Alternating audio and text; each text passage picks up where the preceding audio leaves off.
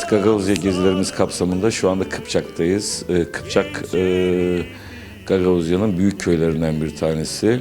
Ve aynı zamanda da Gagavuzya Belediyeler Birliği Başkanı olan Kıpçak Belediye Başkanımız Sayın Oleg Garizan Bey ile birlikteyiz.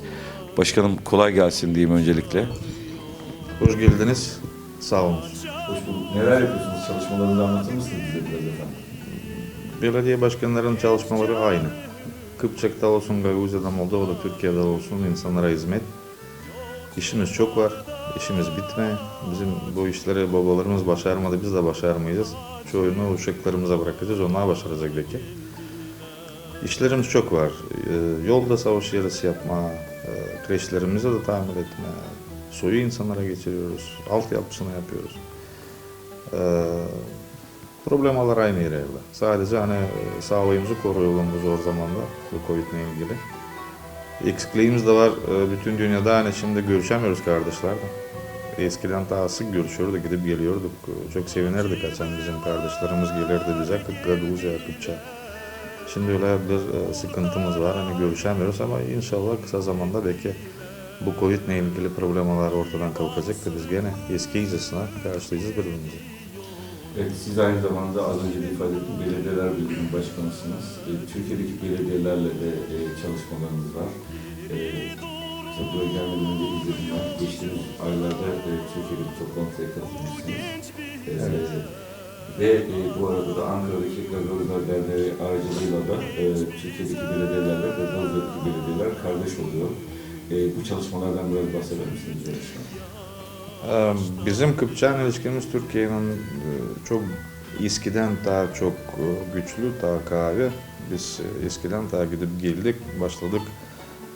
Yıl kardeşliğimiz bizim başladı Ahmet Bey Belediyesi'nden ta 2000'de, 2001'de. Yani 20 senelik bir dostluğumuz, kardeşlerimiz var.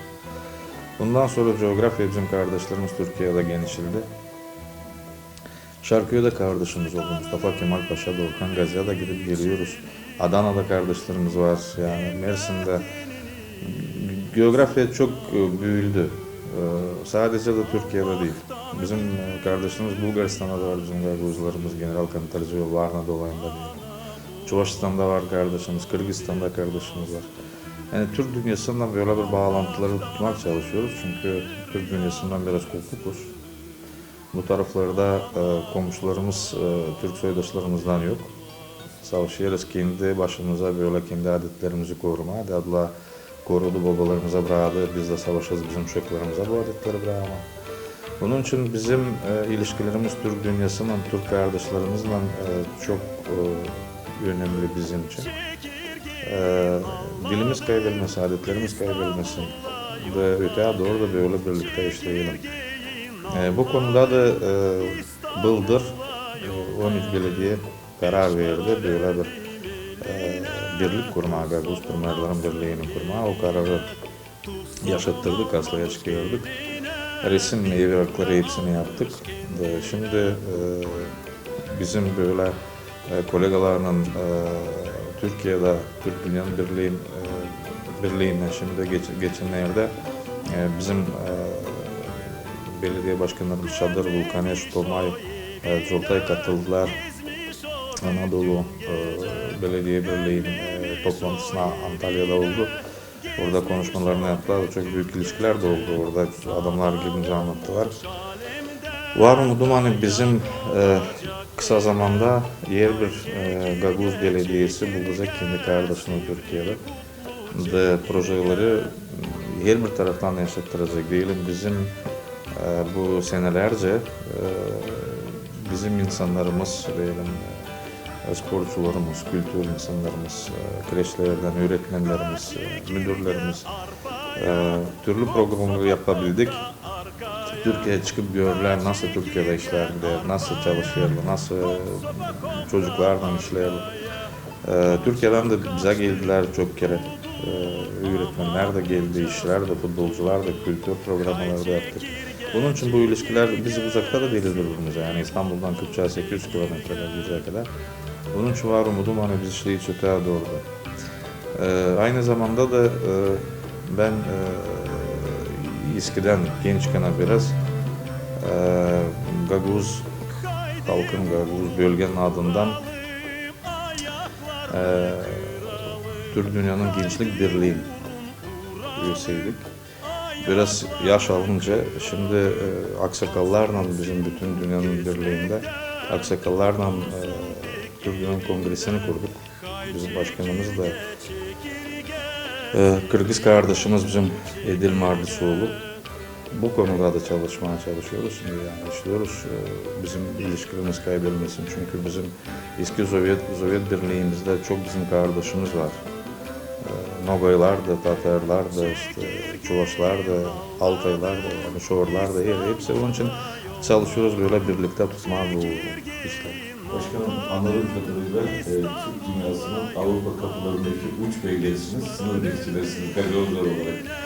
Evet, o öyledir, o öyledir. Şu an öyle. İnşallah da o kapılar kapanmayacak, kaybedilmeyecektir. Anahtarları da başkasına geçmeyecek.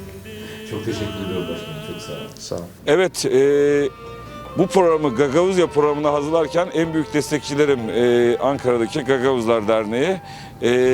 Tabiri caizse az zamanda büyük işler yaptılar. Bugün de pandemi nedeniyle onlar da memleketliler ve gerek Sayın Başkan'ın gerek Sayın Genel Sekreterim biz de misafirleriyiz. Onların önderciliğinde Gagavuzya'yı sizlere tanıtıyoruz.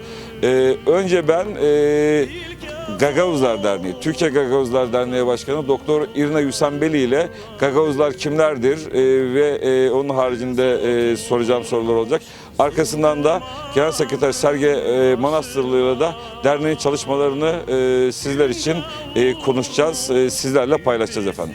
Evet, öncelikle köyünüzdeyiz, Kıpçak'tayız, Gagavuzya'dayız, sizin ana vatanınızdayız. Sayın Başkanım şuradan başlayalım. Gagavuzlar kimlerdir? Öncelikle ana vatanımıza hoş geldiniz. Gagavuzlar kimlerdir sorusuna hemen Gagavuzlar şunlardır. Cevap vermek günümüzde biraz zor oluyor. Nedenini sorarsanız Gagavuzlar hakkında yani Gagavuzların menşei hakkında o kadar çok hipotez var ki hiçbiri de ispatlanmadığı için kimlerine göre Gagavuzlar Bulgardır ki çoğunlukla Bulgar araştırmacıları diyorlardır. Kimlerine göre Gagavuzlar Yunan'dır. Daha çok Yunan araştırmacılarına göre. Ama büyük çoğunluğunu, araştırmacıların büyük çoğunluğunu oluşturan bir grup var. Onlar Gagavuzların Oğuz Türklerinden gelen bir halk olduğunu söylüyorlar. Sadece aralarında ufak tefek anlaşmazlıklar var. Şöyle, kimlerine göre sadece Oğuz Türklerinden, kimlerine göre Oğuz'la Kumanlıların karışımından, kimlerine göre Oğuz'la Peçeneklerin karışımından. Ama şimdi Gagavuzlar yani daha doğrusu bir halk için onun menşei şudur diyebilmek için sadece dili değil yani dilini, etnografisini, tarihini her şeyi araştırmamız gerekiyor. Ve günümüzde en son çalışmayı Sayın Stepan Bulgar yapmıştı Gagavuzların tarihini. Orta Çağ'dan günümüze kadar tarihini inceledi. Ve orada da en çok desteklenen yine de varsayım ona değilim ama çok tarihi belgelerle destekleniyor. Gagavuzlar Oğuz Türkleridir.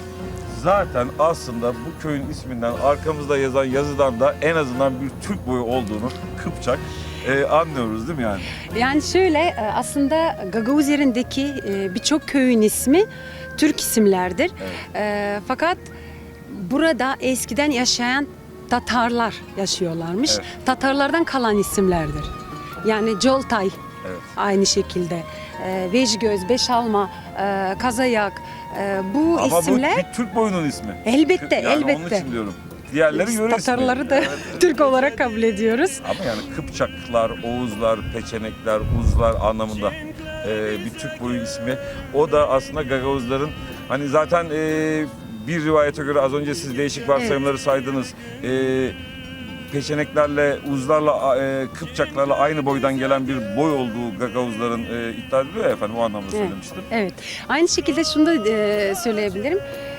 Sadece yani küçük ebatta alacak olursak sadece Kıpçak'ta mesela soy isimler olmadan önce biliyorsunuz lakaplar vardı ve o kadar değişik lakaplar var ki Tatuş mesela yani Tatuş bir yine Türk boyun ismiymiş. Süre gelmiş. Günümüze kadar süre gelmiş. Yani biz Türk boyu olmasaydık o isim de olmazdı. Evet. geziyoruz. Bir gelişim var. Yeterli mi? Tabii ki değil. Ama insanı da mutlu eden bir gelişim var. Türkiye'nin destekleri çok ciddi hissediliyor. Diğer Türk devletleri az da olsa kendi imkanları dahilinde katkılar sunuyor. Görüyoruz Gagavuzya genelinde. Gidişat sizin açınızdan nasıl? Evet, dediğiniz gibi ilerleme var. Yani ufak adımlarla da olsa bir ilerleme var. Gönül ister ki daha büyük adımlarla ilerleyelim. Ama şöyle bir şey var. Beni en çok memlekete dönünce üzen şey ne oluyor sorarsanız. Evet, ekonomik olarak sanki biraz gelişiyormuşuz gibi geliyor. Fakat dilimiz gün geçtikçe unutuluyor ve bu bizi çok acıtıyor. Yani bizim çocuklarımız, köydeki çocuklar, eskiden sadece şehirdeki çocuklar konuşmuyorlardı ana dilinde. Şimdi köyde de çocuklar artık tamamen neredeyse Rusça konuşuyorlar ve bu bizi çok üzüyor. Yani bunun olmaması için evet, Gagavuzyeri hükümeti tarafından belirli adımlar atılıyor, belirli işler yapılıyor. Fakat çok kötü durumlar yaşanmaması adına daha büyük adımlarla bunları yapmak lazım. Daha hızlı ilerletmek lazım. Yani Gagavuz dilinde eğitimi okullara sokmak mutlaka gerekiyor. Onsuz Gagavuz dilimiz kaybolacak diye korkuyorum açıkçası. Evet. Gagavuzya ile Türkiye Cumhuriyeti'nin ilişkilerinde bir isim var ki oldukça önemli. Mihenk taşı. Buradan da rahmetle yad edelim Sayın Hamdullah Suphi Tanrıver. Hamdullah Suphi Tanrıver Türkler için, Gagavuzlar için ne ifade ediyor?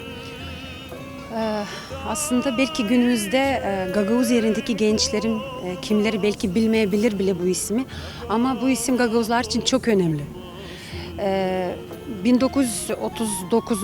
yıllardan başlayarak, daha doğrusu yanılıyorum herhalde, tarihçi değilim, tarihler biraz karışıyor olabilir ama o tarihler 1934-39 arası. Evet, 34'te büyükelçi oluyor Çok, Bükreş'e. evet, çok önemli.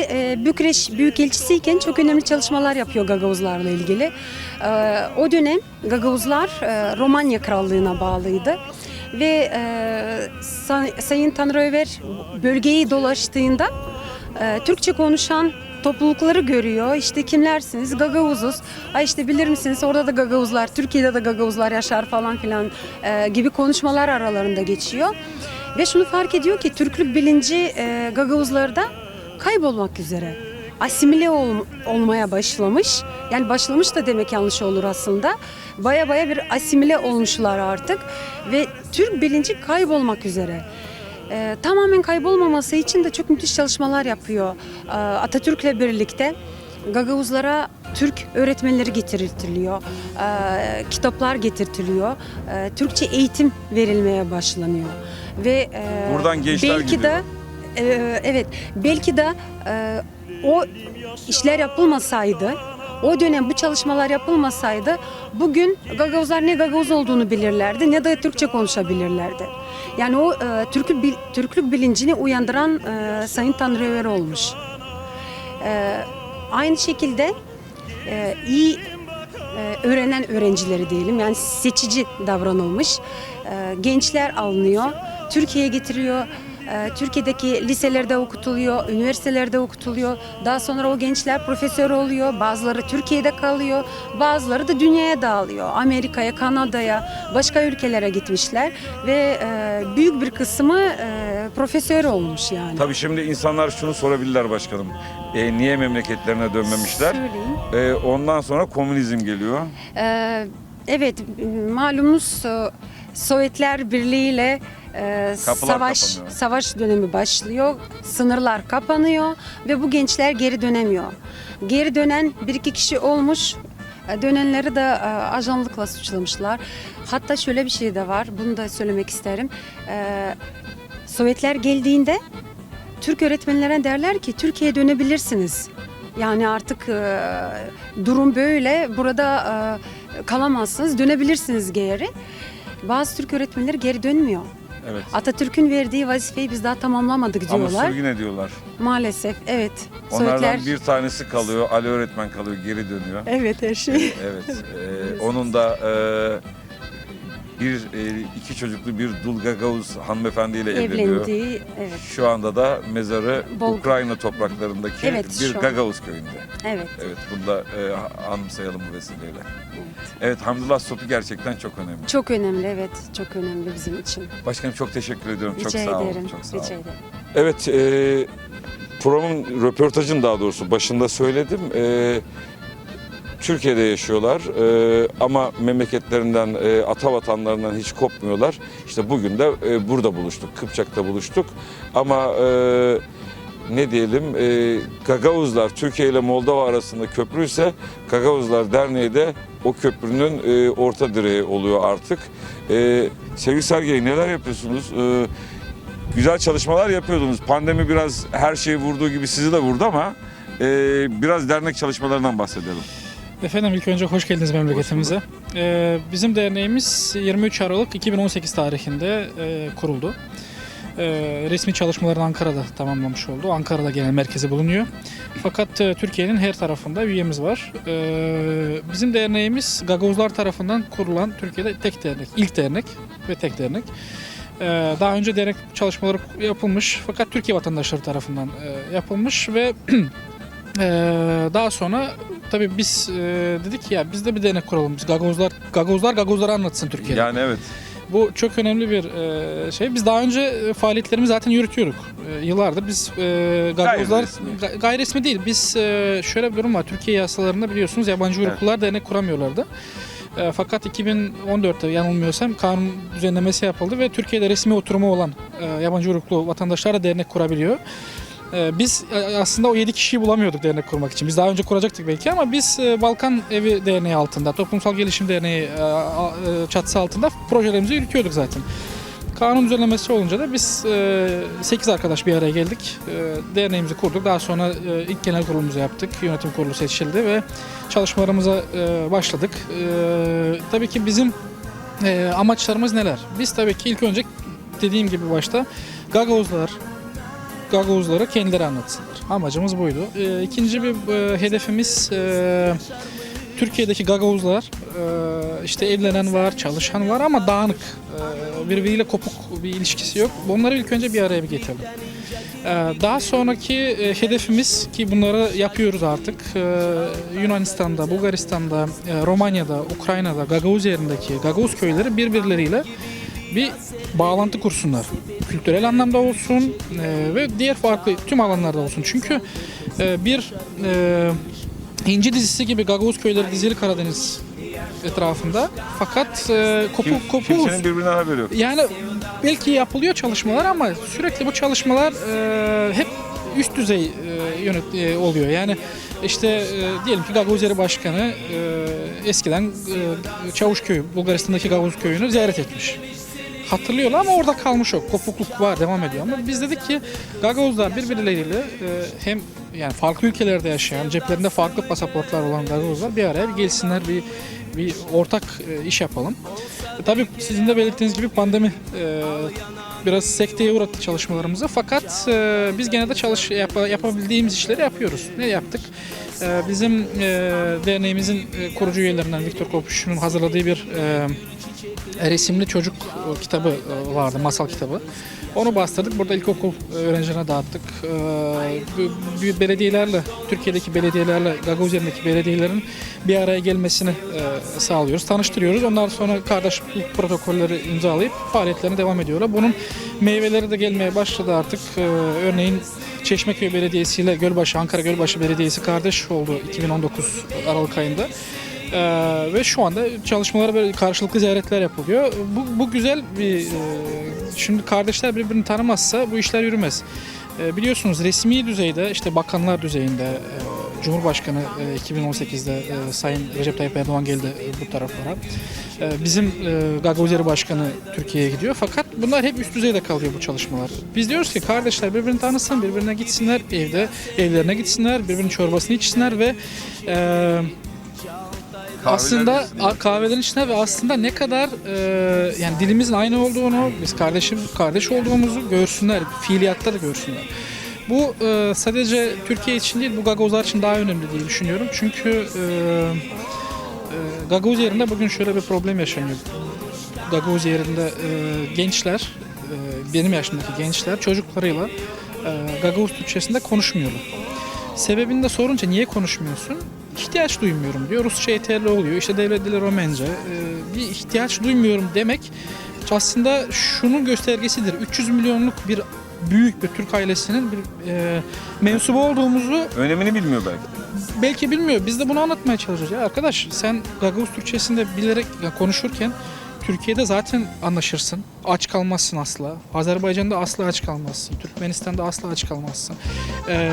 Türkistan coğrafyasının ta Sincan Uygur bölgesine kadar gitsen de hiçbir zaman ekmek ekmektir, su sudur. Yani bunu anlatmaya çalışıyoruz ve de şöyle bir düşünceyle çıktık yola. Biz bu kardeş belediyeler çerçevesinde aslında hem çocuk hem genç mübadeleleri yapalım.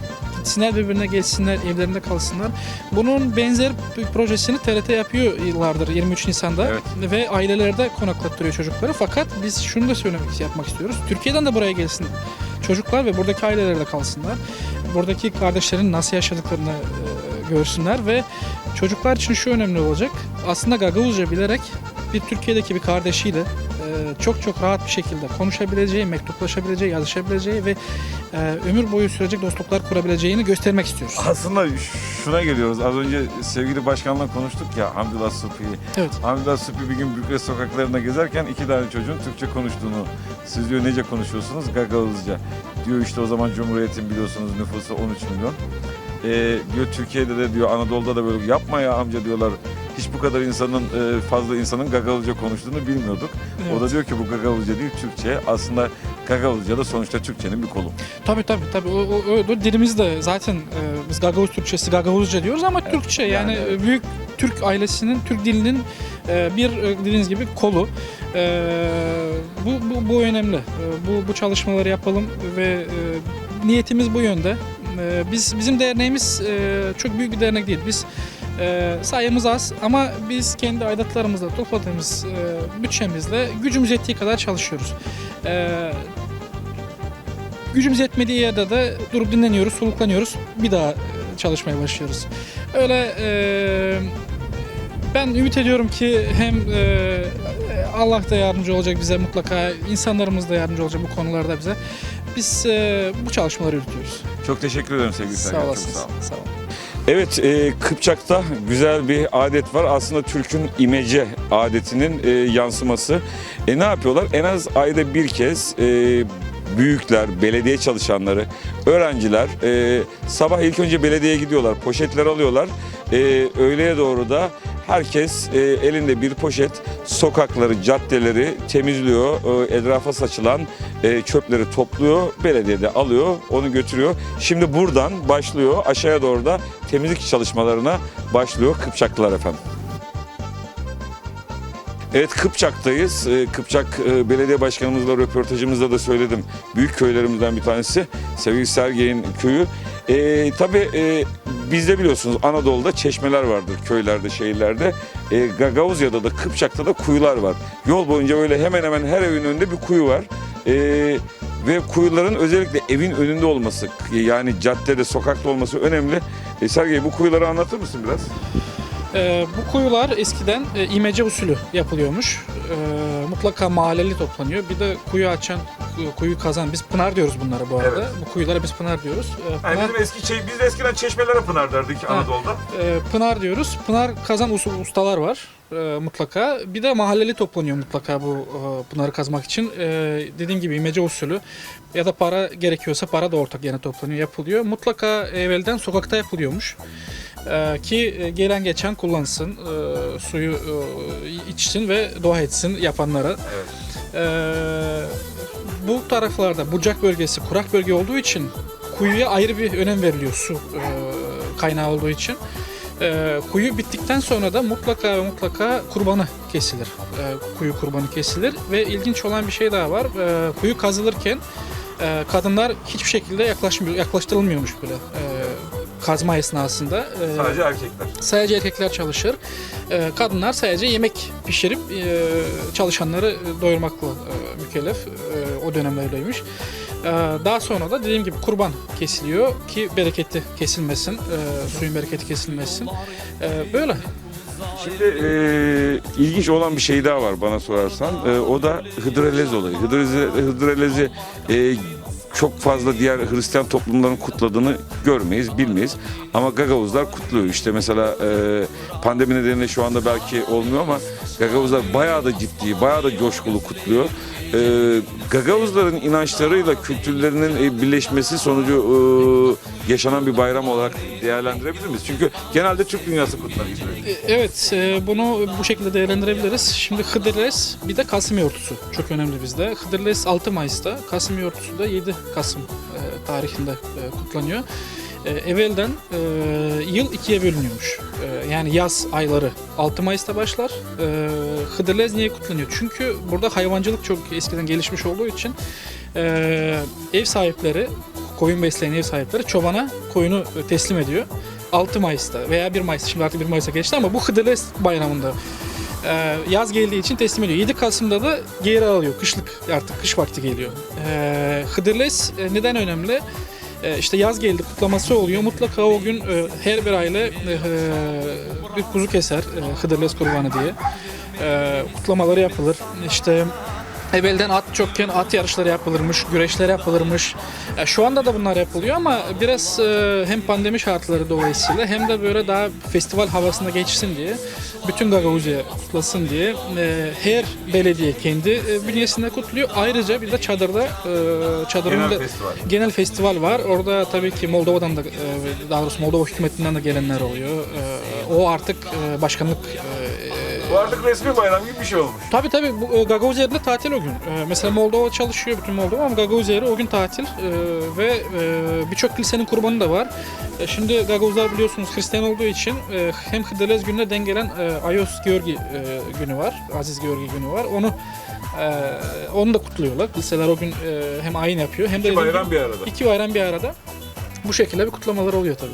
Evet, kurban dedik, Hıdrellez dedik. Yani normalde siz düşündüğünüz zaman bunların yalnızca Türklere ve Müslüman Türklere ait olduğunu düşünebilirsiniz ama Gagavuzya'ya geldiğinizde, Gagavuz adetlerini gördüğünüzde işin aslının öyle olmadığını anlarsınız. Sevgili seyirciler, bu manzarayı Gagavuzya'nın her noktasında, her bölgesinde, daha doğrusu aslında Moldova'nın her bölgesinde görmek mümkün. O ünlü Gagavuz şarapları arkamızda gördüğünüz, gözünüzün alabildiğine uzanan üzüm bağlarından yapılıyor. Üzümcülük olağanüstü şekilde gelişmiş vaziyette Gagavuzya'da. Yolun iki tarafı da kilometrelerce üzüm bağlarıyla dolu. Onun haricinde bir de böyle sevgili Andrei gösteriyor, bildiğiniz gibi ağaçlar var. Bunlar ne ağacı? Ceviz ağacı. Ceviz ağaçlarının da özelliği şu, komünizm döneminde dikilmiş. Hani bizim Türkiye'de değişik ağaçlar yol boyunca vardır ama burada kilometrelerce uzunluğunda ceviz ağaçları var. Ama son dönemde devlet cevizlerin toplanmasını yasaklamış. Neden yasaklamış?